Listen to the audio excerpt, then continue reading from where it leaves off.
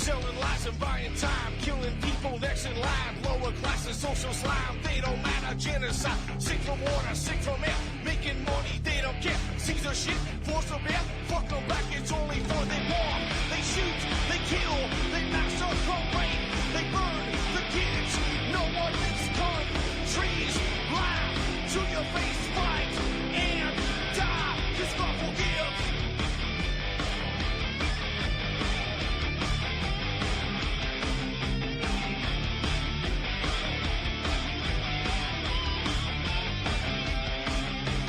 Selling lies and buying time, killing people next in line. Lower classes, social side, they don't matter. Genocide, sick from water, sick from air. Making money, they don't care. See the shit, force of bear. Fuck them back, that's only fair. They bomb, they shoot, they kill, they massacre, rape. They burn the kids. No one leaves countries. Lie to your face, fight and die. Cause God forgives. Yeah. Coming back around again.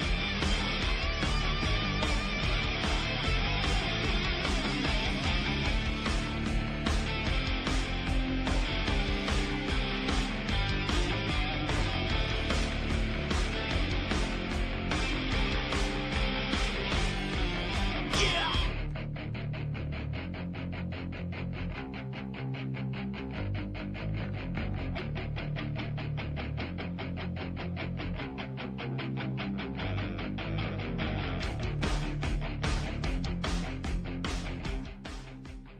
Welcome to the show. I'm host Ron Stevens. This is Rock the Boat right here on Revolution Radio.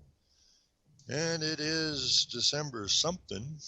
Not sure what it is.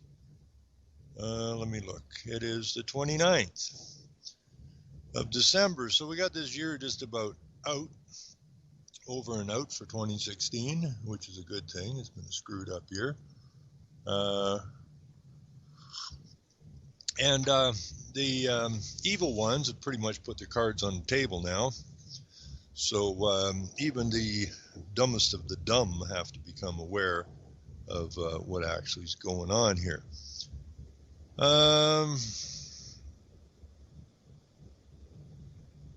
Let me see, where are we going to go here?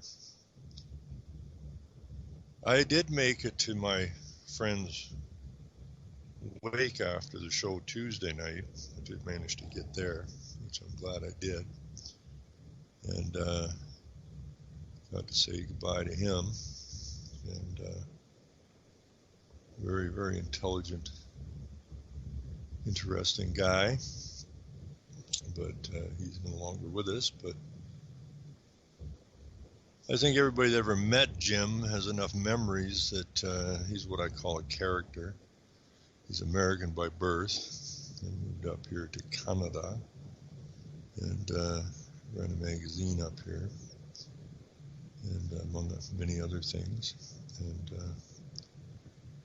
so he's gone, and I'm going to miss him.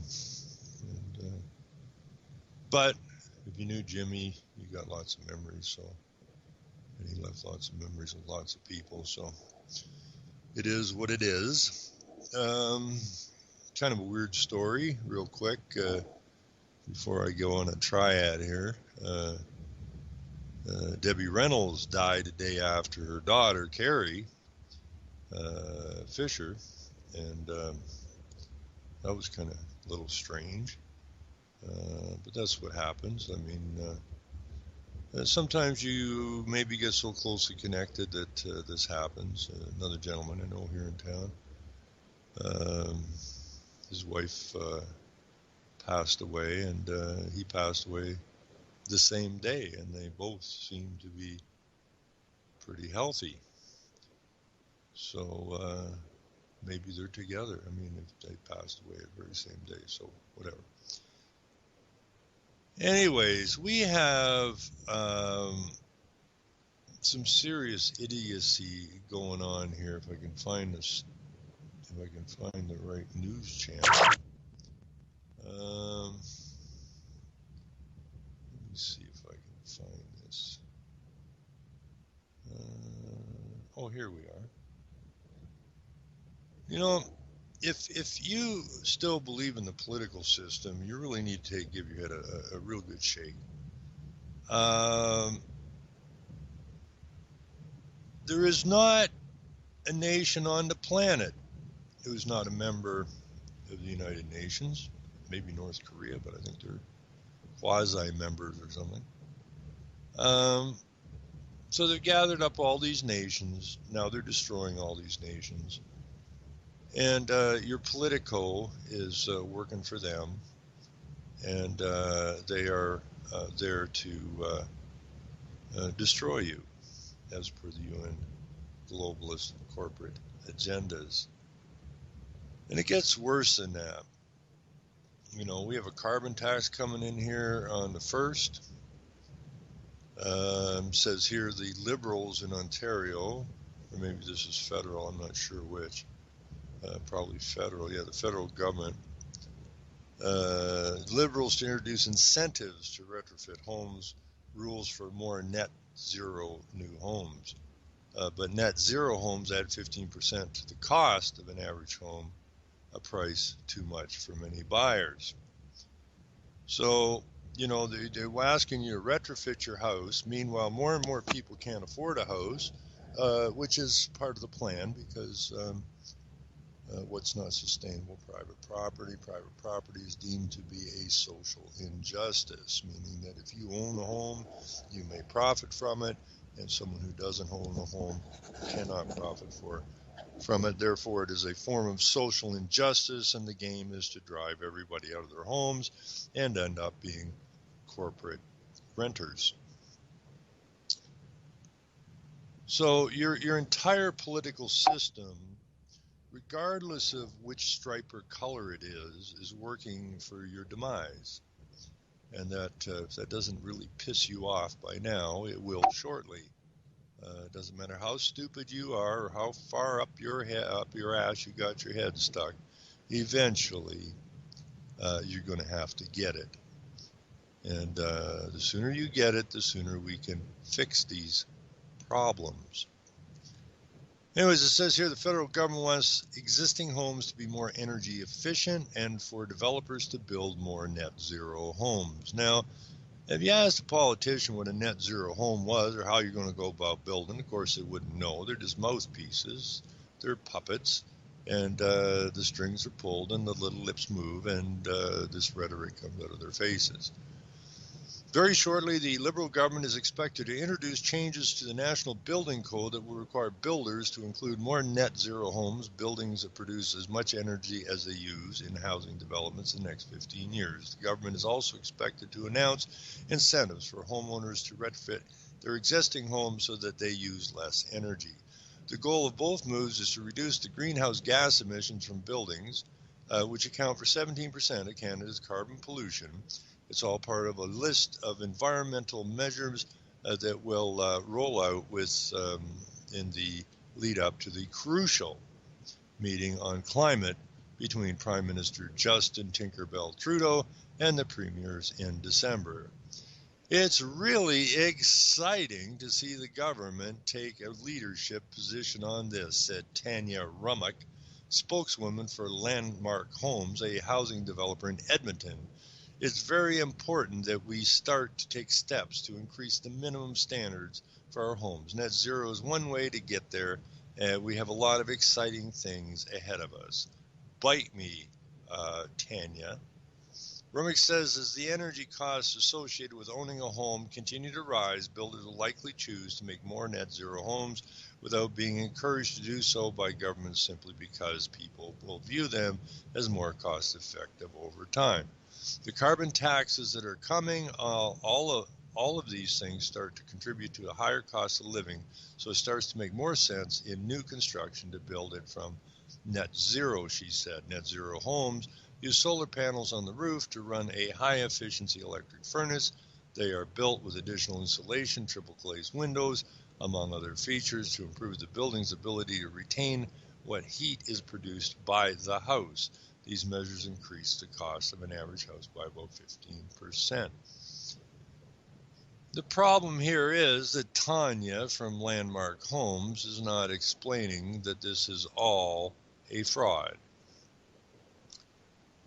And but the builders have jumped on board with this. The big builders, because it's all about big corporate power. It's about big corporate control.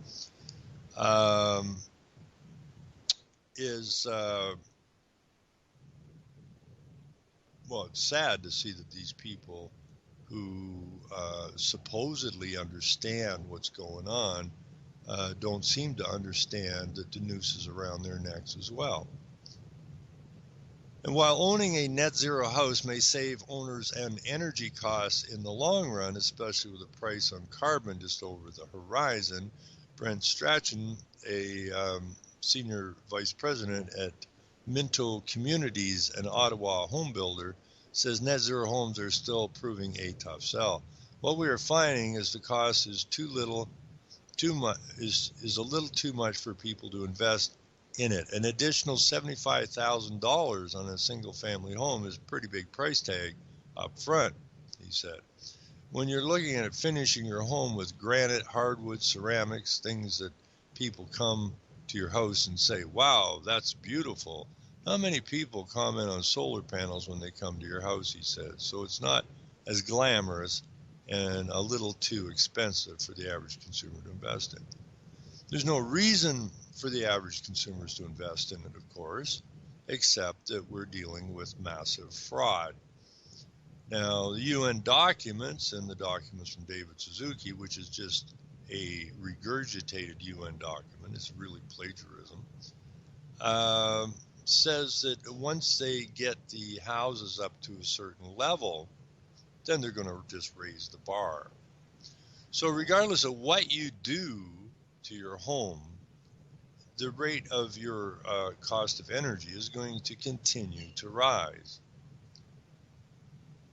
So once they get, this is what it says in the document, once they get you up to a certain efficiency level, and they have most of the houses up to that efficiency level, then they're just going to raise the bar. So what was the most efficient house is now at the bottom again. And then they will sell you a whole bunch more crap, of which you're going to finance, of which you're going to put yourself further in debt until such time as you can no longer afford to live in your home and carry the debt. The reason they're keeping the interest rates as low as they are now is to load you up on debt. And once you have invested all of this money in your net zero homes and whatnot, then they're going to raise the rates and you are going to find yourself, your net home is not worth shit because you don't live in it anymore. You live on the streets, at which point you'll be looking for a tiny home to live in. You'll wish to downgrade because, of course, you're broke, and you'll be looking for a 200 square foot house or a 400 square foot house, which is nothing more than a garden shed. And you're out the door. This is what's going to happen to a vast majority of the people in this and other countries. And it's time to hold their freaking feet to the fire. So the features include, this is an EnerGuide rating of 82. Features include triple pane windows, ultra airtight design, LED lighting, extra insulation, high efficiency furnace, tankless hot water heater, heat recovery ventilator, and drain water recovery pipe. If this house costs $450,000, market value energy efficient home, I don't know what the hell that's supposed to mean. So the net zero home, okay, that's an energy efficient home, the first one. And the net zero home has an EnerGuide rating of 100. Features include all of the above in the EnerGuide rating 82 home, which I just mentioned, with additional modifications: on-site renewable energy systems such as solar panels, a DC to AC inverter to supply excess power back to the grid, a heat pump furnace, and a heat pump water tank. This home costs $517,000. Now, the difference in what you're going to save on this is going to be very minimal. If you're already running a house with triple pane windows, with an ultra airtight design, LED lighting, extra insulation, high efficiency furnace, tankless hot water heater, heat recover ventilator, and drain water recovery pipe. Putting some solar panels on your house and a heat pump furnace and a heat pump water tank is not going to save you that $70,000 extra anytime soon. So again, it's all a scam. You get a house too tight, you're probably going to die in it. You may get cancer from it. You know, your house off gases. In the old days, you built your house out of wood primarily, and you may use clay tiles on your floor or ceramic tiles on your floor, all natural products. Now, today, there's very few natural products in a house, and they off-gas bad. So you make it nice and airtight and spend the extra 70 grand or whatever it is, and you may well find yourself dying at an earlier age via cancer or maybe even suffocation, who knows. But this whole environmental nonsense is just that, environmental nonsense. So the problem is you add solar panels. To get everybody to add solar panels and then sell the excess power back to the grid, what you're going to do, each of you who add solar panels, trying to save a buck or get a buck by shoving energy back out onto the grid, are going to find is that you are actually one of the causes of the problem out of your ignorance. Well, yeah, but they'll pay me 14 or 21 cents or whatever kilowatt that I send back out to the grid. Well, our power used to cost 5 cents.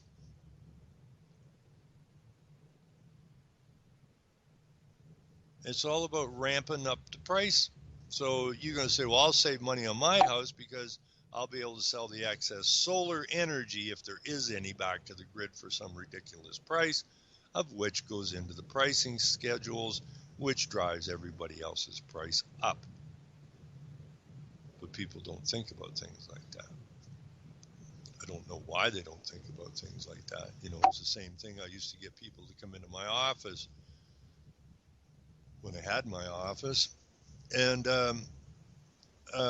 you know, they would want to put in some of these ridiculous. This was back in the day of the R2000 house, you know, and they wanted this and they wanted that and they wanted this and wanted that. And I said, well, you know, all of that stuff's really not going to save you dick all money.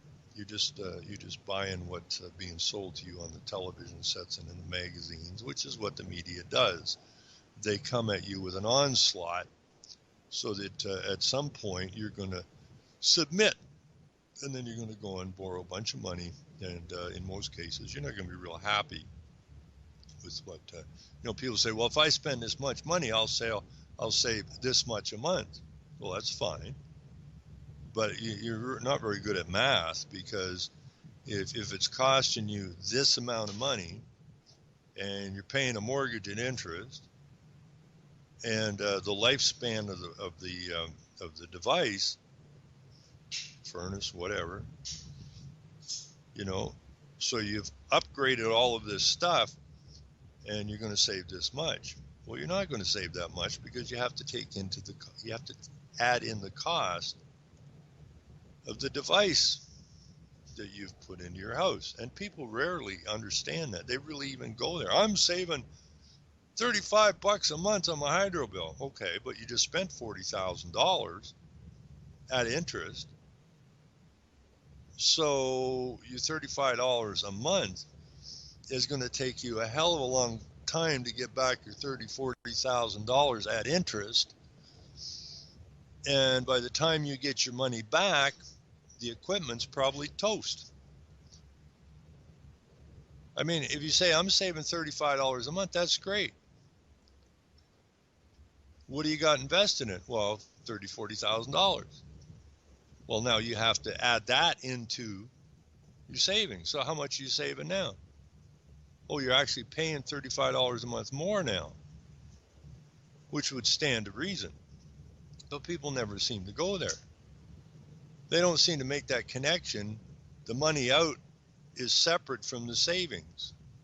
They're not separate. They got to be added together over the life of the device, and then you figure out if you actually saved any money. The way this stuff's set up is probably you didn't, when it's all played out, didn't save any money. So what was the point in doing it in the first place? What was the point in borrowing the 40 grand to go and upgrade your system in order to end up paying more in the long run than you were in the first place? We have so much power in this nation. We have the capacity to produce more power than we could ever use in a million years, and nobody seems to even go there. Well, we got to do something. They keep putting the price up. Why are they putting the price up? I mean, that's the simplest question in the world. Ask yourself, why? Why are your electricity and your gas prices going up?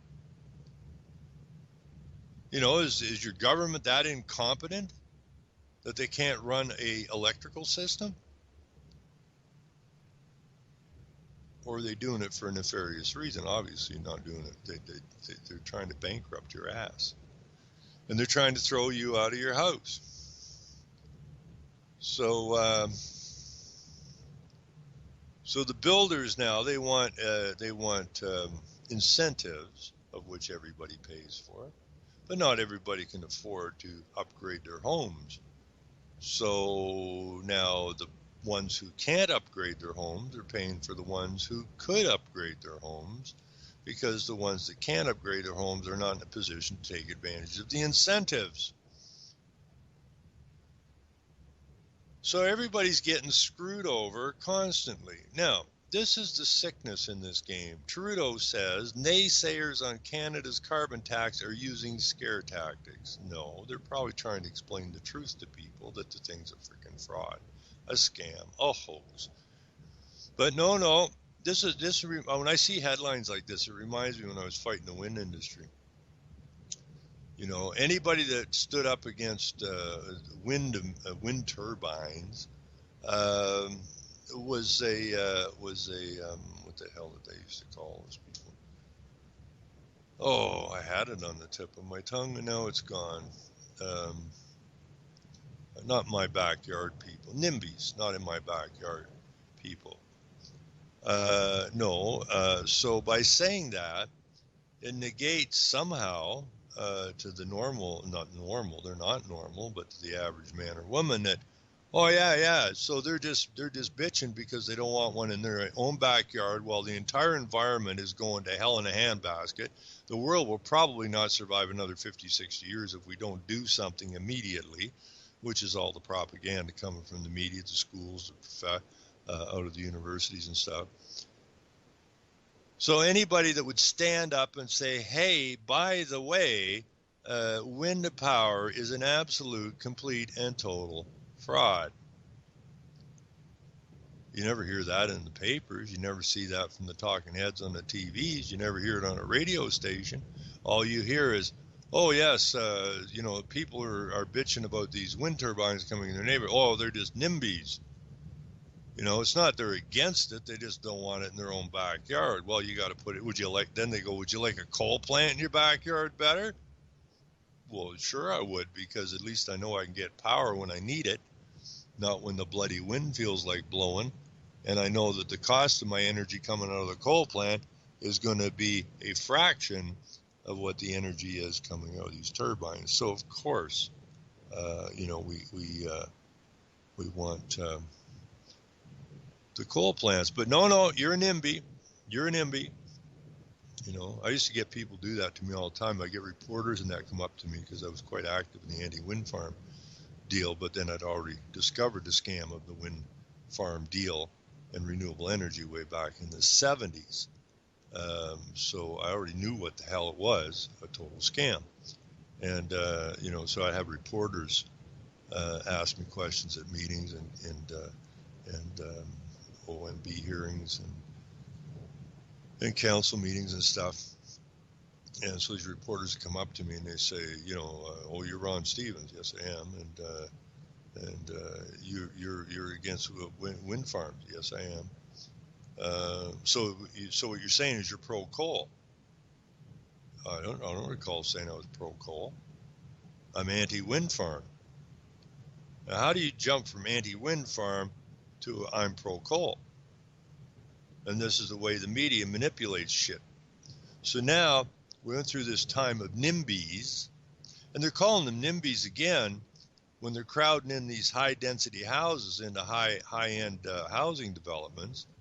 So you have people who went out and spent $500,000-$600,000 on their house, which isn't even high-end anymore. It's just a regular house. And then all of a sudden, they come in and they might put in some, low-end townhouses into that development. And it's called, mixed housing, they call that. Housing used to be separated. It used to be, zoned. R1, single family housings, R2, whatever, apartments and whatnot.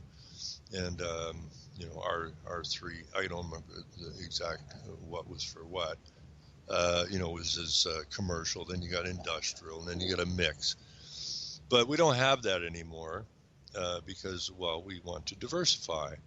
We want to diversify our housing stock, and therefore we will throw low-end stuff in on top of high-end stuff. Well, that doesn't do anybody any damn good. But anybody that would stand up and explain to them why it's no good is instantly called a NIMBY. And that is supposed to take the voice away from the people. Now, instead of people asking a simple question, why does the media call these people NIMBYs? Do they or do they not have a legitimate argument? Instead of going and finding out if they have a legitimate argument, oh no, those are them NIMBYs. We got to have green energy. Look at Germany. Look at Denmark. They got green energy. And this goes back to your mother saying, like if your friend, jumped off a bridge and broke his neck, would you do the same thing? And that's exactly what we do. We do the same thing, the just like syndrome.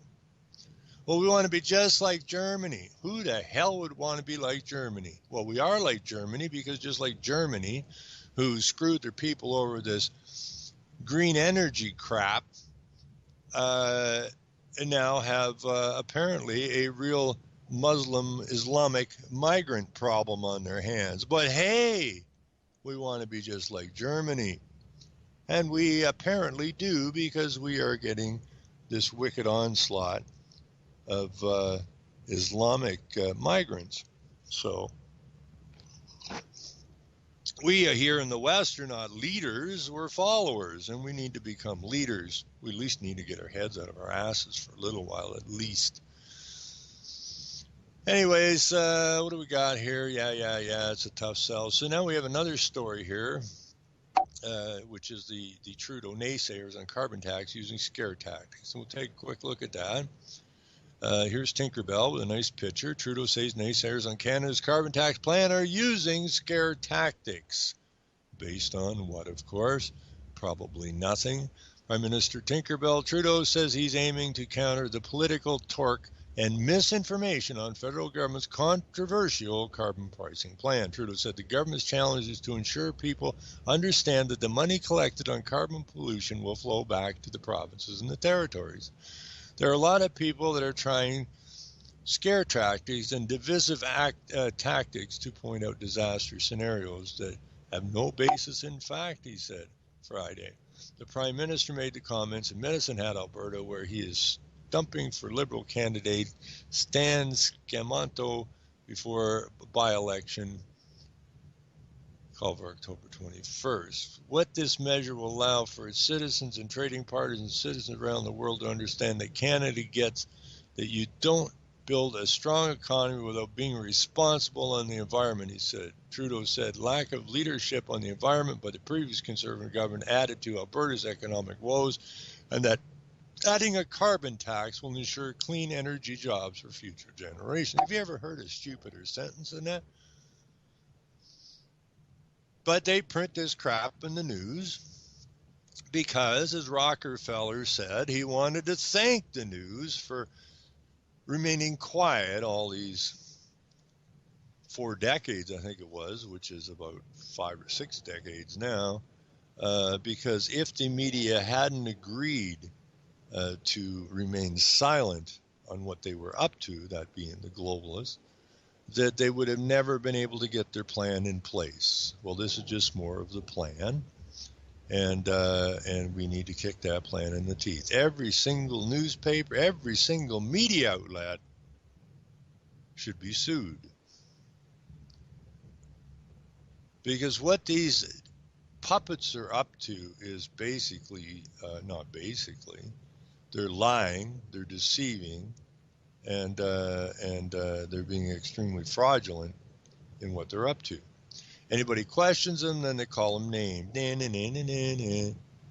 Trudeau said the lack of leadership on the environment, but okay, the premiers of Saskatchewan and Nova Scotia have criticized the government's plan to charge $10 per ton of carbon starting in 2018. Alberta Premier Rachel Notley has said she supports the idea of a national price on carbon in principle, and that her province will bring in its own carbon tax based on the equivalent of $20 a ton of carbon emissions on January the 1st, with an increase to $30 a ton in 2018. Alberta's carbon tax plan was unveiled earlier this month as part of the provincial budget. Well, Alberta doesn't have a carbon tax plan, nor does the federal government have a carbon tax plan. They are doing and implementing the carbon tax plan that was handed to them. They don't have a plan. If they had a plan, we wouldn't be following this green agenda. But they don't have a plan. They're all puppets. Alberta's carbon tax plan, okay, Notley has said she will oppose a federal carbon tax plan until she sees serious progress on pipelines, which the province needs to get its oil to the Tidewater. Well, why is the oil going to the Tidewater?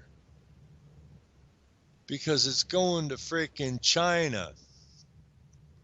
That's why it's going to the Tidewater. You're not supposed to use oil. I'm not supposed to use oil. We're supposed to drive around these little piddly electric cars. So, you know, we're supposed to save the environment by not digging holes in it, not pumping oil out of it, and gas and all the rest of it. Yet we have all our gas and oil and coal headed to the Far East. Well, we don't have any reliable power left here. So they're going to charge $30 a ton in 2018. On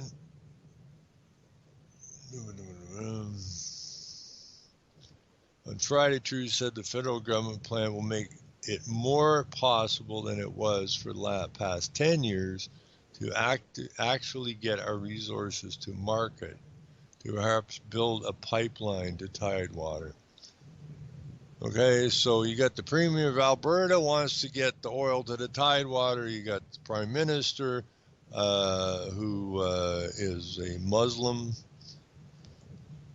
feminist, communist idiot. But somehow we have to listen to this junk and get ripped off. So, in Ontario, I don't know when people are going to get serious about being badmouthed all the time. You know, you're not supposed to badmouth people, yet the government does it constantly, and this is really terrorism is what it is.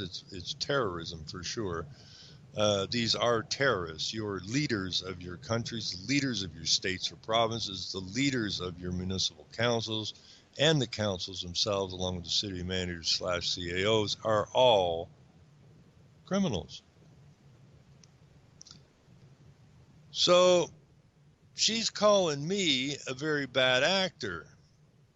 That's what it says. Kathleen Wynne calls Ontarians very bad actors when it comes to climate change. So you're demeaning me, you're calling me names, and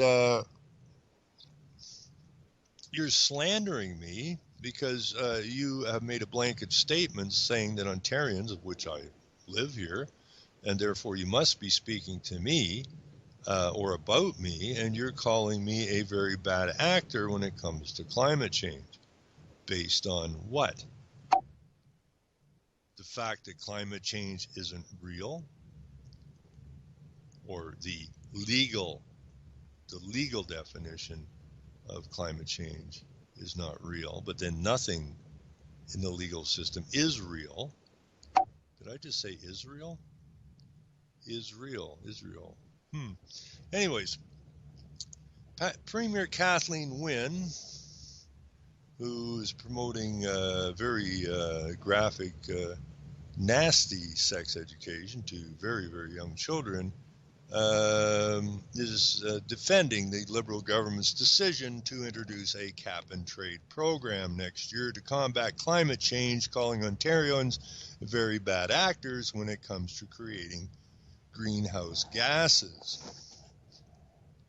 Wynne said Ontario may have led the way in fighting climate change by shutting down its coal-fired electrical generation stations, but said the province must do more, even though it produces only a fraction of the world's greenhouse gas emissions.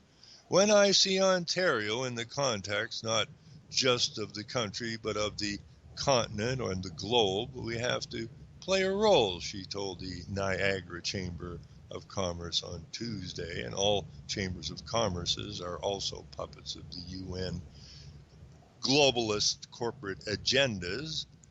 And even though we're a small percentage overall of the global greenhouse gas emissions, we're very bad actors in terms of our per capita creation of emissions. Now, this same rhetoric's been going on for basically decades now.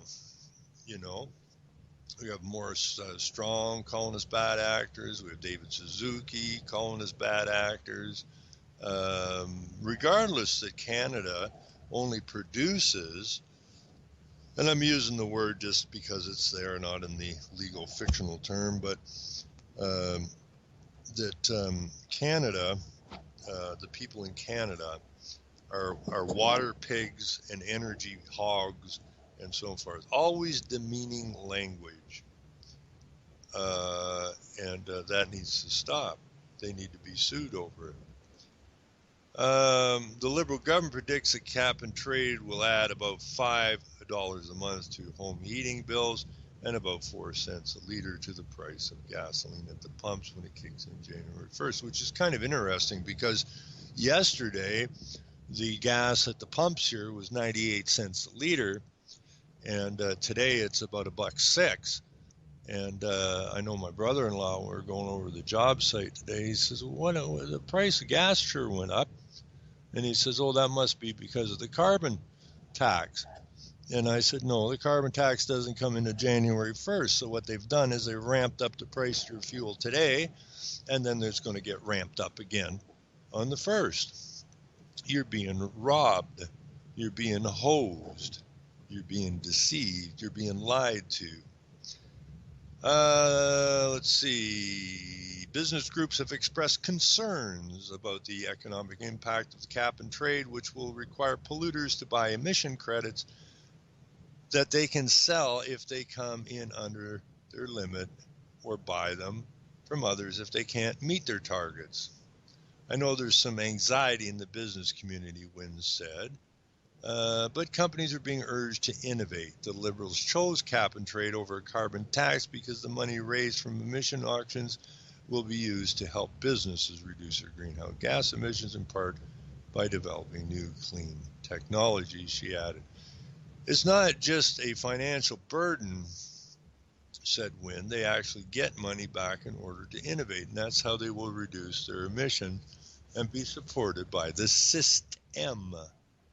The world is seeing more severe storms because of climate change, said Wynne, who insisted the cost of doing nothing would be much greater than cap and trade. This same freaking sentences have been puked out of politicians' mouths and UN mouths and bankers' mouths and lawyers' mouths for a very long time now. They're not even changing up the language. She goes on to say, we're developing the capacity to develop clean technologies that we can obviously use here in industry to reduce greenhouse gas emissions, but we can also export that technology. It's the same sentence been used for many, many years by many different parties. It goes up and down. Wynne insisted she wasn't worried that 2 auctions for the cap and trade market with Quebec and California. Then Ontario is set to join next year. Said next year sold just a fraction of the available emission allowances. Only 35% of the available carbon pollution credits were sold in California, Quebec's latest joint auction in August, and that was up from just 10% in the previous round. It is a market, and it goes up and down, said Wynne. Overall, it has been very productive market. Yada, yada, yada. And so you're just going to get hosed one more time. And what's his last part here? Ontario will cap emission allowances at roughly 142 million metric tons per year in 2017, and the cap is expected to decline to 4.17% each year to 2020, when the Liberals hope to have achieved a 15% reduction in greenhouse gas emissions over 1990 levels. Now, both Trudeau and Wynne are puppets. Every premier in this country is a puppet. The Lieutenant Governor of Ontario came from UNEP, the United Nations Environmental Program, which was constructed by Rockefeller and Morris Strong. And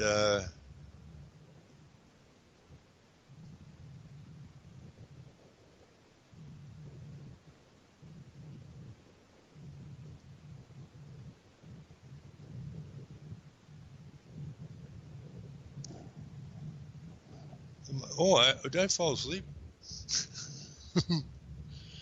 Please excuse me.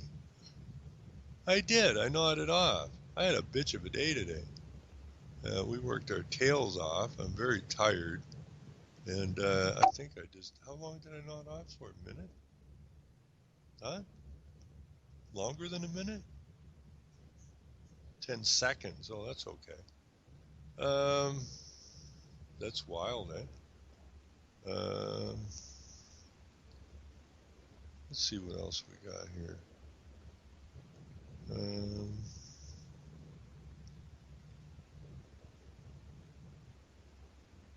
Some of these stories are pretty strange. This is a GTA, how Toronto's sewage system keeps us safe from fatbergs to preventing floods. I don't know what that's all about. We're going to take a look at it. Let me see what we got here.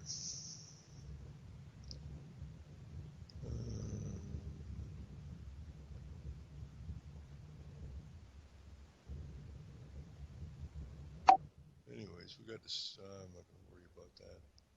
But everything that has to do with your town or your city is all being manipulated big time by the wishes of the globalists. There's no ifs, ands, or buts about it. You really need to pay particular attention to what's going on in your local neighborhood. We have the Huron Bruce MPP, which is a conservative MPP, member of provincial parliament, is warning us today about forms of carbon pricing. Now, this woman, I've met her, I know her. She's quite short and extremely fat, which I see most police are fat now, most paramedics are fat, most politicians tend to be chubby. I don't know what that's about, but So, only a few days left before gasoline and home heating costs. Home heating costs. Where did I see that? Oh yeah, before it costs you more. Ontario will introduce cap and trade pricing for those resources January 1st in an effort to curb carbon emissions province-wide. But here in Bruce, progressive conservative Lisa Thompson says you can expect gasoline to jump 4.3 cents per liter in the new year. Government officials expect the additional charges will add $156 in additional costs for each household per year. Thompson cites different figures from financial analysis, who she says, quote, the additional expenditure for households approximately $1,100. Residents have taken issue with the new fees, but not being included in a separate line item on natural gas bills. Okay, well, yeah, all right. Thompson is encouraging residents to compare their bills between December, January, and February and contact her office with the details. She expects to take those figures back to Queen's Park when the legislature resumes February 21st. Meantime, the federal Liberals have mandated each province to institute a carbon pricing system by 2018. When asked how a progressive conservative government would approach the issue, Thompson says Tory leader Patrick Brown would create a revenue-neutral carbon pricing system. She says the PC caucus will have more details on their carbon pricing proposals in the summer of 2017, which leads up to the 2018 provincial election. But the fact of the matter is that you're going to change it from cap and trade to a carbon pricing. The fact of the matter remains is there should be no carbon pricing. I mean, this is completely made up. CO2 is a evil gas. No, it's not. It's a life gas. The garbage coming out of these people's mouths, these so-called political mouths, now that we should have some kind of a tax on. Every time a politician opens their mouth, they should be taxed because we know they're lying. And we should make lying more of a problem for the environment than CO2. And I do believe that if we taxed every politician, teacher, preacher, union leader, every time they're yammering off this UN globalist corporate bullcrap, that we should tax them. Tax them into the freaking ground. Tax them till they don't exist anymore. This is complete crap. You know, they bitch and complain. This Lisa Thompson here is bitching and complaining about the problems people are having with wind turbines around their house. Oh, way to go, Lisa. But when I ran in the provincial election and John Tory, who is now the mayor of Toronto, in 2007, what were the Conservatives going to do? Why, my goodness, they were going to install more wind energy in the province than the Liberals. But let's not bring that simple fact up. No, let's just ignore that one, and we'll get on so you can bitch and complain now about carbon pricing. But you're not. It's not like you're against carbon pricing. You just want to price it differently. The conservative solution to carbon pricing versus the liberal solution to carbon pricing, but it all boils down to a carbon tax. So tax the politicians. I don't know what's going to take to get people to believe. I tried to make a couple appointments with a crazy bitch in her office. Fat as hell, man. Is one fat ass little short stubby woman, and tried to make an appointment with her, and they will not meet with me. Now they're supposed to be the representatives of the people, but then I guess I'm not one of those fictional legal people. I'm a man, and they don't want to meet with a man because they can't deal with a man. They can only deal with fictional nonsense. I'm really getting ticked off at these people, and I wish everybody else would get equally ticked off. and we go and we hold their feet to the fires when it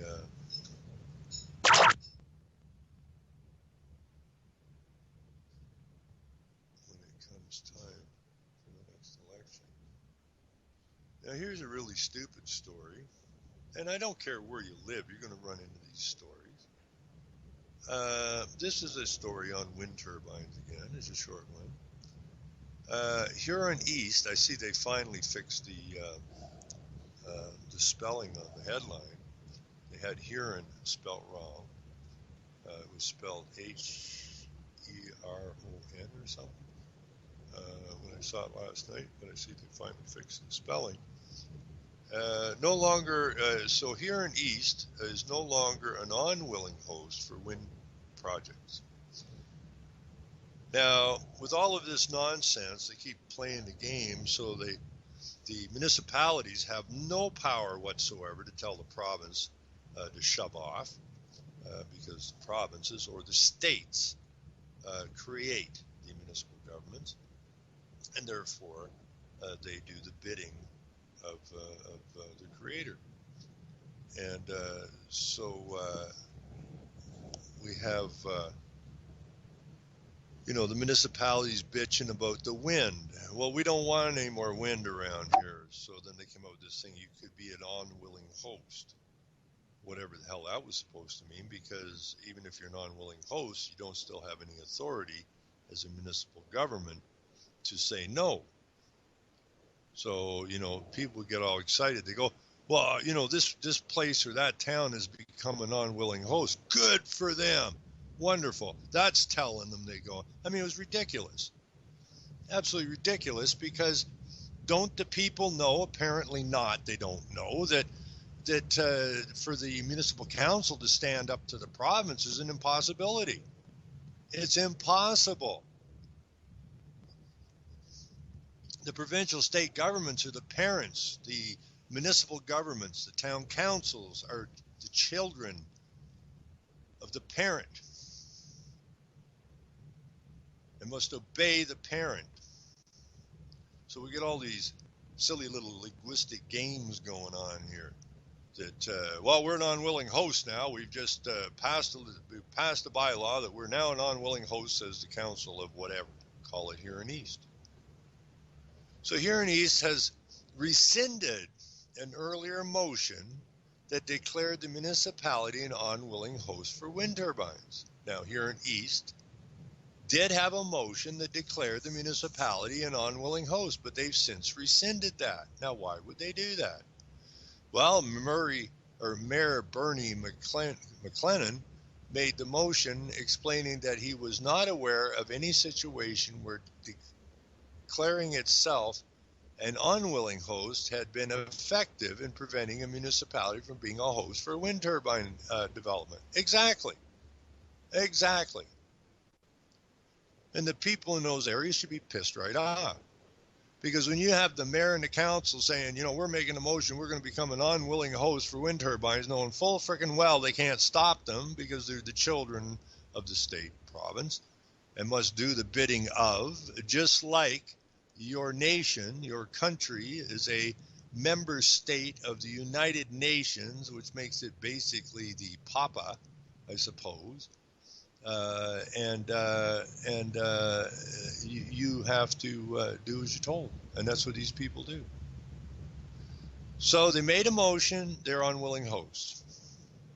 Then after that, they rescind it and say, well, what was the point of being an unwilling host? Because we can't stop the province from putting wind turbines in here, or the state.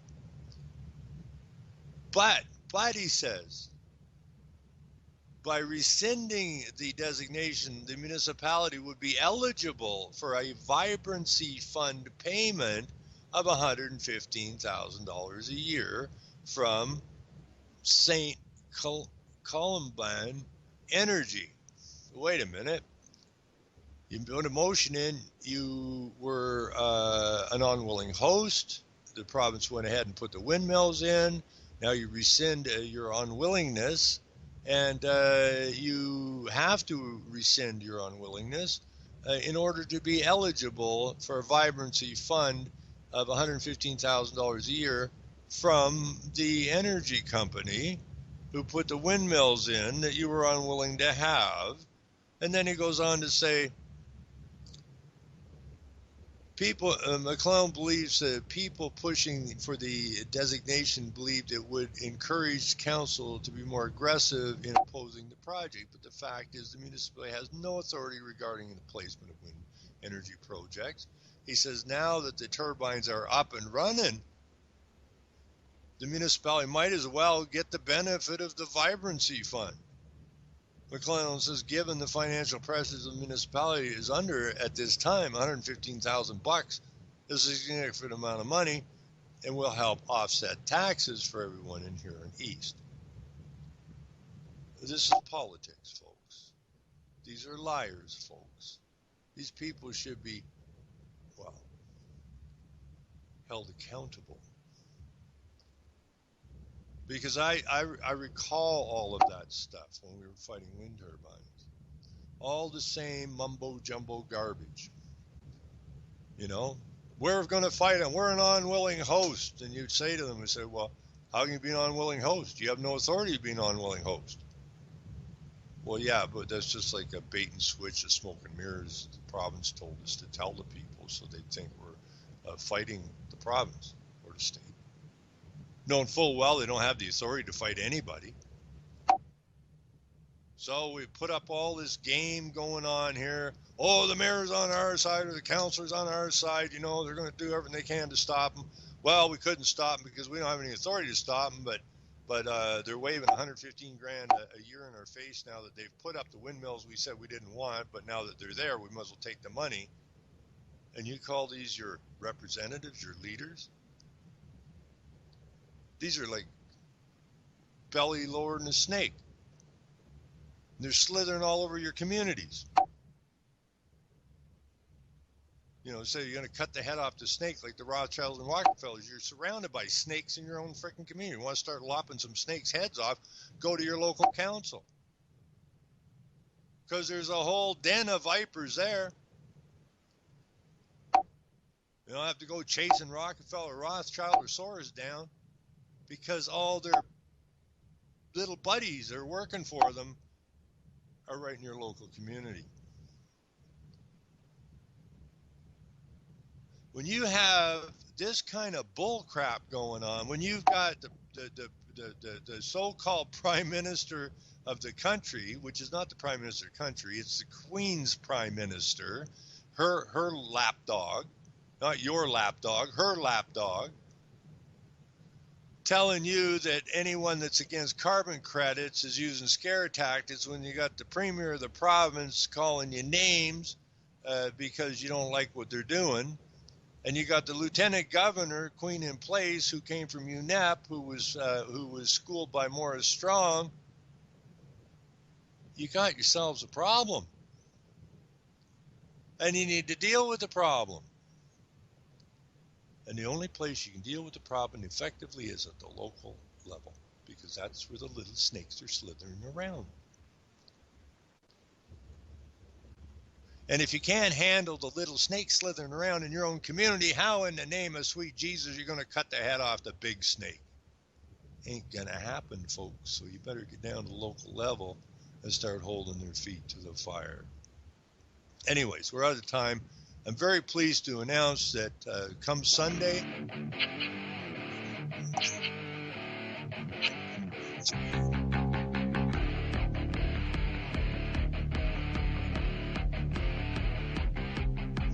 Selling lies and buying time, killing people next in line. Lower classes, social slime, they don't matter. Genocide, sick from water, sick from air. Making money, they don't care. Caesar shit, force of air. Fuck them back, it's only for they war.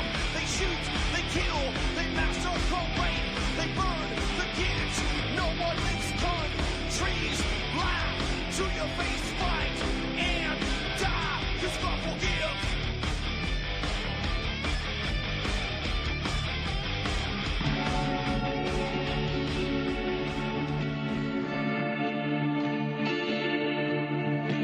Don't you see why?